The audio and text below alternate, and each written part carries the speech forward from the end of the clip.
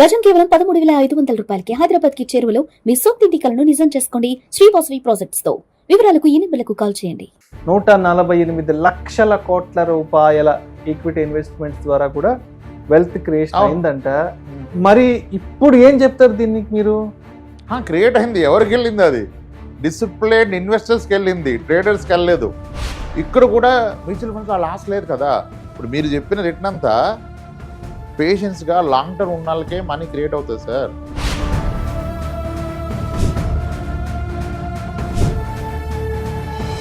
అంటే ఇప్పుడు ఈక్విటీలో కూడా లాంగ్ టర్మ్ అని చెప్తుంటారు కదా. ఒక 10 ఇయర్స్ నుండి ఒక 15 ఇయర్స్ నుండి చెప్తారు కదా. మరి ఇప్పుడు ఆ లెక్కన మరి అక్కడేం చెప్పొచ్చు అంటారు? ఇప్పుడు లాస్ట్ 1 ఇయర్ ఈక్విటీలో ఉన్నతనే ఆయన పోర్ట్ఫోలియో బిల్డ్ చేసుకుంటే -20లో ఉన్నాడు. మ్యూచువల్ ఫండ్లో -20 లేరు కదా, ఎవరు -4 ఉన్నారు కదా. ఇప్పుడు అప్ ట్రెండ్లో క్యాప్చర్ చేయడం కన్నా డౌన్ ట్రెండ్లో ప్రొటెక్ట్ చేయడం వల్ల వెల్త్ బిల్డ్ అవుతుంది.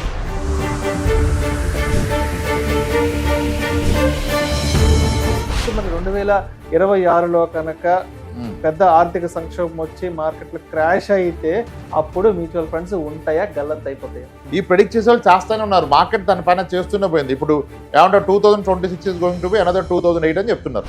ఇప్పుడు సింపుల్ లాజిక్ ఆలోచించండి, మీరు కాసేపు ఎమోషన్ పక్కన పెట్టండి. ఓకే, ఇప్పుడు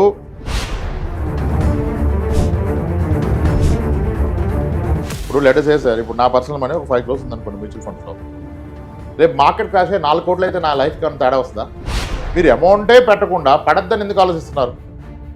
మీరు ఒక డీసెంట్ అమౌంట్ పెడితే పడ్డా మీకు సొల్యూషన్ ఉంది, కానీ అదే అమౌంట్ ఇక్కడ పెట్టకుండా అక్కడ పెడితే సొల్యూషనే లేదు, మీకు బ్రతుకులేదు. మ్యూచువల్ ఫండ్లో మీకు ఉండే loss partial loss and temporary loss. అంటే మీ 100 రూపాయలు 0 అవ్వదు, 80 రూపాయలు అవ్వచ్చు, 70 అవ్వచ్చు. కానీ ఆ 70 రూపాయలు ఎన్ని రోజులు? కొన్ని రోజులే. It's a temporary loss. డబ్బుని మీరు పెంచకపోయినా పర్లేదు, తక్కువ చూసుకోవాలి. అలా అని చెప్పి మీరు లాకర్లో పెడితే డబ్బు 500 నోట్ 500 ఉంటుంది, కానీ దాని పర్చేజ్ పవర్ అది తగ్గిపోతుంది, అది మర్చిపోతున్నారు. ఇక్కడ ఉంటేనే మీరు ఇన్ఫ్లేషన్ బీట్ చేస్తారు.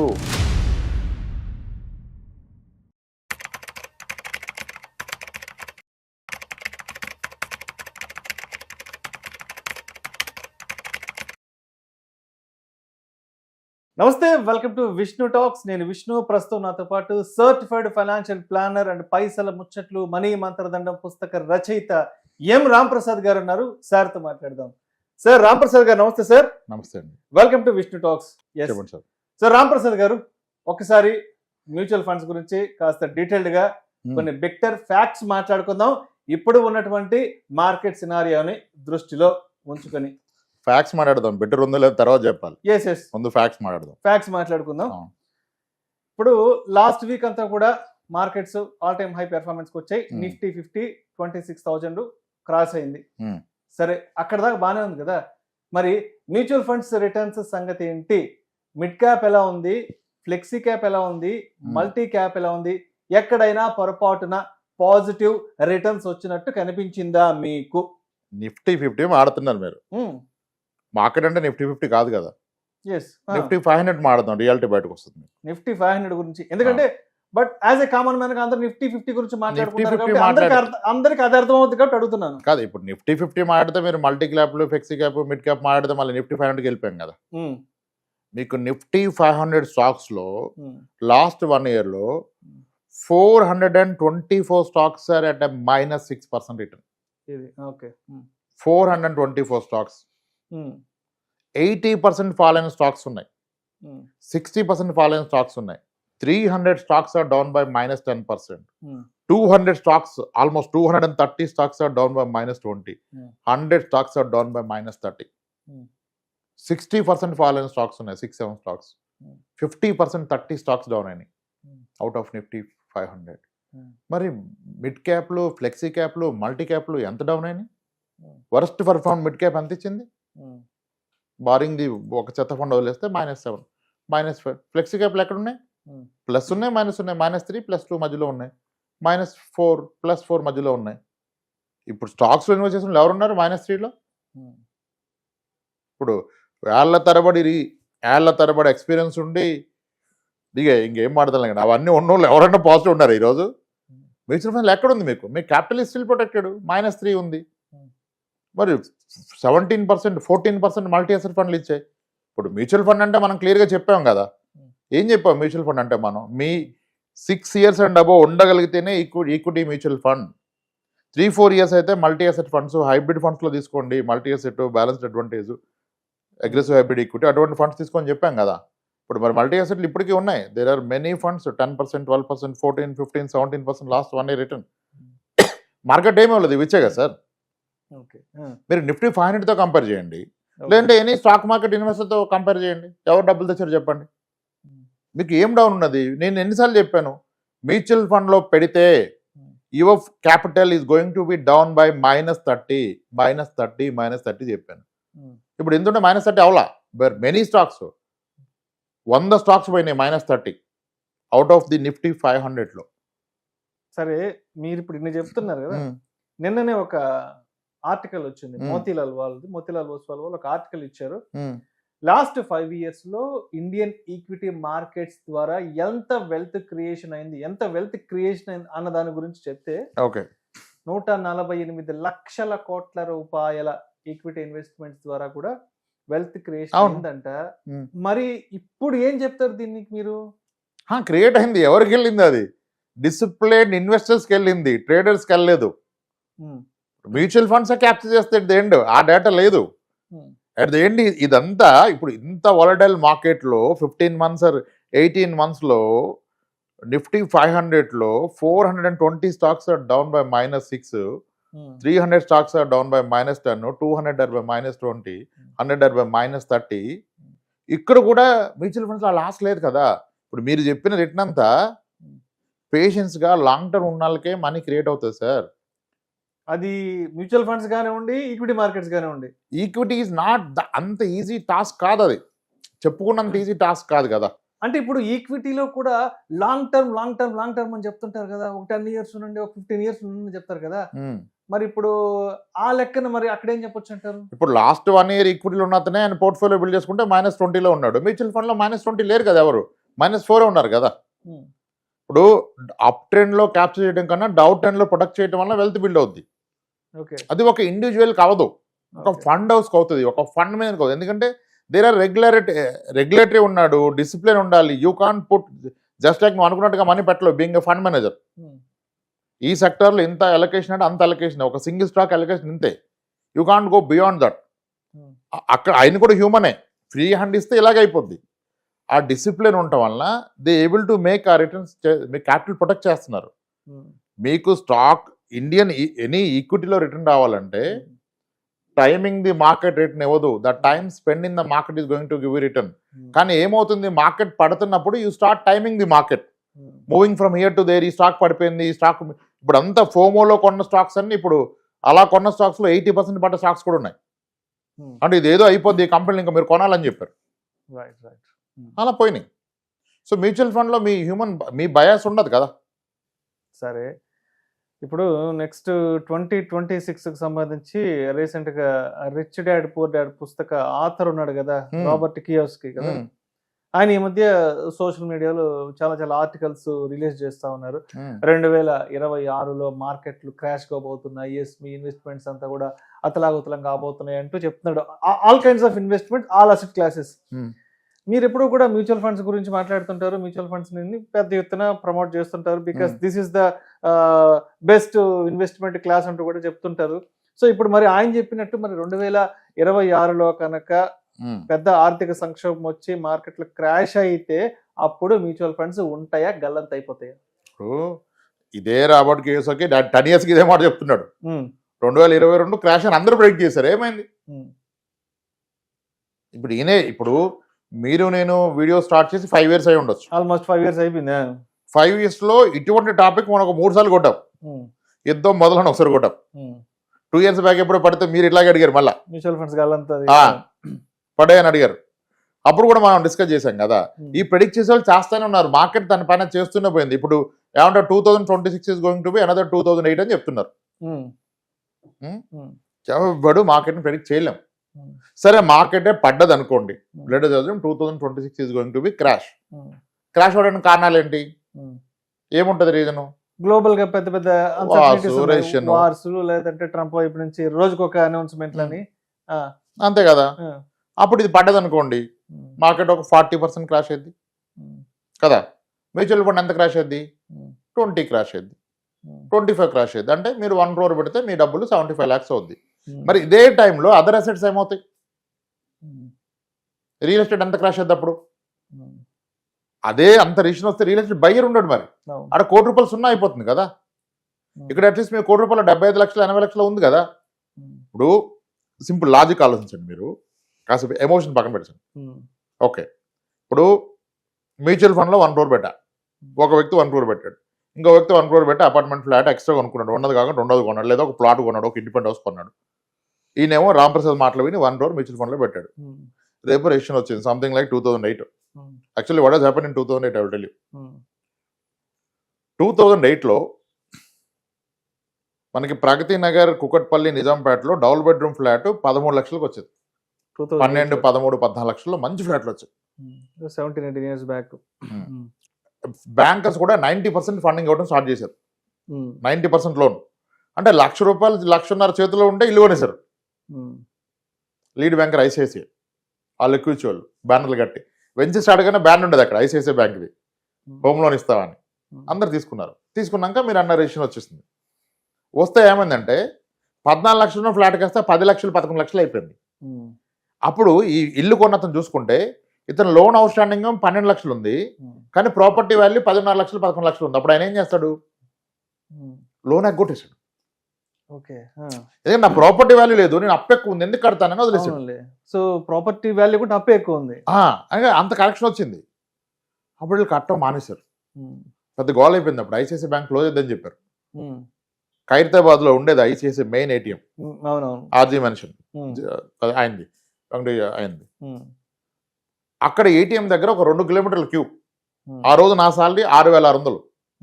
నేను కూడా వెళ్ళి క్యూ, నా డబ్బులు ఎక్కడ ఐసిఐసిఐ తీసుకొని మోసం చేస్తుందని అని చెప్పేసి మొత్తం డబ్బులు లాగేసాం. సో ఇప్పుడు రెసిషన్ వస్తే అక్కడ ఏమైంది రియల్ ఎస్టేట్ పరిస్థితి?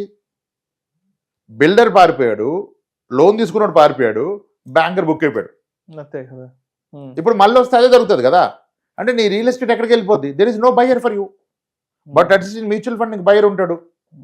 సరే, నా ప్రాపర్టీ పడిపోయినా ఓకే, నాకు సెకండ్ ప్రాపర్టీ ఉంది, ₹1,00,00,000 కాస్త 60 లక్షలు అయింది, రిజిస్ట్రేషన్లో నా జాబ్ పోయింది. ఇప్పుడు నాకు తినడానికి డబ్బులు కావాలి కదా. రిజిస్ట్రేషన్ వస్తే ఫుడ్ అయితే ఖర్చు ఆగదు కదా. నా ప్రాపర్టీ మీద లోన్ తీసుకోవాలంటే నాకు పే స్లిప్ లేకపోతే లోన్ ఎవడెవడు? మ్యూచువల్ ఫండ్ మీద లోన్ వస్తుంది. నా దగ్గర 9.99% నేను మ్యూచువల్ ఫండ్ కనిష్ట లోన్ ఇస్తా. 9.99% without pay slip, without CIBIL score. ఇక్కడ ఒకటి పడ్డా మీరు దాన్ని ఎన్కరేజ్ చేసుకోవాల్సిన అవసరం లేదు. దానికి ఎగ్నెస్ట్గా లోన్ తీసుకోవచ్చు without income proof, without CIBIL proof. అది అవ్వదు కదా. అయినా మీరు ఇప్పుడు ఇన్ని మాటలు నేను చెప్పినా ఎవరైనా అతని ఆస్తి ఒక 3 కోట్లు ఉంటే మ్యూచువల్ ఫండ్లో ₹1,00,00,000 పెడతారా? పెట్టడు. నీకున్నదంతా ఆల్రెడీ అక్కడ ఉంది కదా. దాంట్లో ఒక 10-20% పెట్టడానికి ఇన్ని ప్రశ్నలు ఎందుకు? ఇంత కంటెంట్, ఈ డేటా అవైలబిలిటీయే హెడ్ఏక్ చేస్తుంది. మొన్న కూడా క్లయింట్ సార్ పడద్దని నేను మొత్తం తీసేసాను సార్ అన్నాడు. ఆయన 1,80,00,000 తీసాడు ఆయన మ్యూచువల్ ఫండ్ నుంచి. ఎక్సలెంట్ సార్, మీరు చాలా గ్రేట్ అని చెప్పి ఇంకేం చెప్తాం మనం. ఆయన ఎక్కడ పెట్టాడు? తీసుకెళ్ళి బ్యాంక్లో పెట్టుకున్నాడు. ఎంత వస్తుంది? ఇప్పుడు డబ్బుని మీరు పెంచకపోయినా పర్లేదు, తక్కువ చూసుకోవాలి. అలా అని చెప్పి మీరు లాకర్లో పెడితే డబ్బు 500 నోట్ 500 ఉంటుంది, కానీ దాని పర్చేజ్ పవర్ అది తగ్గిపోతుంది. అది మర్చిపోతున్నారు. ఇక్కడ ఉంటేనే మీరు ఇన్ఫ్లేషన్ బీట్ చేస్తారు కదా. ఇప్పుడు భయపడి వెళ్ళిపోయారు. ఒక ఆయన మొన్న మాటల్లో చెప్పారు, నాకు అర్థమైపోయింది, నాకు తెలుసు సార్ అంటే, అదే సార్ తీసాను సార్, మళ్ళీ మనం మార్కెట్ బాగున్నట్టు పెడదాం సార్ అంటే, మార్కెట్ ఎప్పుడు బాగుంటుంది నాకు తెలుసు సార్ అని చెప్పారు. ఎవరికి తెలుసు? అదే మార్కెట్ బాగుంటుందని, గోల్డ్ సిల్వర్ ర్యాలీ ఉంటుంది, ఈక్విటీ ఉంటుందంటే నాకు ఉన్నాయన్నీ ఊడ్చేసి దాంట్లో పెట్టుకున్నాను కదా లాస్ట్ 2 years కదా. ఈ చెప్పేవాళ్ళు చెప్తానే ఉంటారు, అందరు చెప్తారు. 2022లో ఫండ్ మేనేజర్లు కూడా చెప్పారు, చాలా కాషియస్గా ఉండండి, కేర్ఫుల్గా హ్యాండిల్ చేయండి క్లయింట్స్ని, 1 year టఫ్ ఉంటుంది అన్నారు. ఎక్కడుంది? సో ఇక్కడ స్టాక్ మార్కెట్లో అందరు స్టూడెంట్సే సార్, డిక్టేట్ చేయలేము మనం. సో టైం స్పెండ్ ఎంత లాంగ్ టర్మ్ ఉంటే అంత బెటర్ రిటర్న్ వస్తుంది. ఇటువంటి బ్యాడ్ ఫేజ్లు వస్తాయి, అంతేగాని క్రాష్ అని ఆయన ఎవరు చెప్పడానికి. చాలామంది చెప్తారు, ఏముంది ఏదో ఒకటి చెప్పాలి కానీ చెప్తున్నారు. అంత ఈజీ కాదు. చాలాసార్లు ప్రెడిక్షన్స్ రాంగ్ వెళ్ళి అది రైట్ అయితే కూడా పోయేదేముంది. ఇప్పుడు లెటర్స్ సార్ ఇప్పుడు నా పర్సనల్ మనీ ఒక 5 crores ఉంది అనుకోండి మ్యూచువల్ ఫండ్స్లో. రేపు మార్కెట్ క్రాష్ అయ్యి 4 కోట్లు అయితే నా లైఫ్కి ఏమైనా తేడా వస్తుందా? పెరిగి 6 కోట్లు అయితే ఏమైనా తేడా వస్తుందా? ఆన్లైన్ నీటి నా లైవ్లీహుడ్కి 1,00,000 పర్ మంతే కదా. అది ఎప్పుడైనా తీసుకోవచ్చు కదా ఎంతున్నా. How does it matter? మీరు అమౌంటే పెట్టకుండా పడద్దని ఎందుకు ఆలోచిస్తున్నారు? మీరు ఒక డీసెంట్ అమౌంట్ పెడితే పడ్డా మీకు సొల్యూషన్ ఉంది. కానీ అదే అమౌంట్ ఇక్కడ పెట్టకుండా అక్కడ పెడితే సొల్యూషన్ లేదు, మీకు బ్రతుకులేదు, ఆ రోజు తిండి లేదు మీకు. సో ఆ పాయింట్ మర్చిపోయి మార్కెట్ని ఎందుకు రీసెర్చ్, మనం మార్కెట్ రీసెర్చ్ చేయలేమనే మనం ఒక ఫండ్ మేనేజర్కి ఇచ్చాం. మళ్ళీ ఇంకెందుకు మార్కెట్ రీసెర్చ్? అనలిస్టులు ఇప్పుడు ఆయన ఎవరో ప్రెడిక్ట్ చేస్తారు పడుద్దని, వీళ్ళంతా ఉన్నారు, కొన్ని బ్యాచ్లు ఉన్నారు, అంటే చాలా పెద్దవాళ్ళే, అలా చేస్తూ పోతారు. ఇంకొకసారి చేసినాక దాన్నే కంటిన్యూ చేసుకుంటే ఇయర్ కాకపోతే నెక్స్ట్ ఇయర్ కాకపోతే నెక్స్ట్ పడుతుంది. పడదని ఎవరన్నారు? 26 మిస్ అయితే 27 లేకపోతే 29, 30, 31 ఎప్పుడోసారి పడుతుంది కానీ లెగుస్తుందిగా, పడిపోదు కదా. దట్స్ వాట్ నేను చెప్పదలుచుకుంది ఏంటంటే, రిస్క్ మ్యూచువల్ ఫండ్లో రిస్క్ లేదు, ఓన్లీ వాలటైలిటీ ఉంటుంది. రిస్క్ అంటే ఏంటి? పోతే రాకపోతే అది రిస్క్. ఇప్పుడు కబ్జా అయితే రిస్క్, ఫ్రాడ్ అయితే రిస్క్, డబుల్ రిజిస్ట్రేషన్ అయితే రిస్క్, నువ్వు కొన్న గోల్డ్ గిల్ట్ అయితే రిస్క్. కానీ మ్యూచువల్ ఫండ్లో ఏముంటుంది? మ్యూచువల్ ఫండ్లో రిస్క్ ఉండదు, వాలటైలిటీ ఉంటుంది. What is volatility? మ్యూచువల్ ఫండ్లో మీకు ఉండే loss partial loss and temporary loss. అంటే మీ 100 రూపాయలు సున్నా అవ్వదు, 80 రూపాయలు అవ్వచ్చు, 70 అవ్వచ్చు. కానీ ఆ 70 రూపాయలు ఎన్ని రోజులు? కొన్ని రోజులే. It's a temporary loss. కొద్ది కాలంలో మళ్ళీ రికవరీ వెనక్కి వస్తుంది. కానీ వేరే దగ్గర లాస్ అయితే లాసే కదా. ఇప్పుడు నా ఫ్రెండ్ డబ్బులు ఇచ్చి ఎగ్గొట్టింటే ఎగ్గొట్టి ఇంకంతే, అది రాదు, అది లాస్. ఇక్కడ మ్యూచువల్ ఫండ్లో డబ్బు పోయిందంటే డబ్బు పోలే, డబ్బు తగ్గింది, మళ్ళీ పెరుగుతుంది. దానికి మీరు టైం ఇవ్వాలి.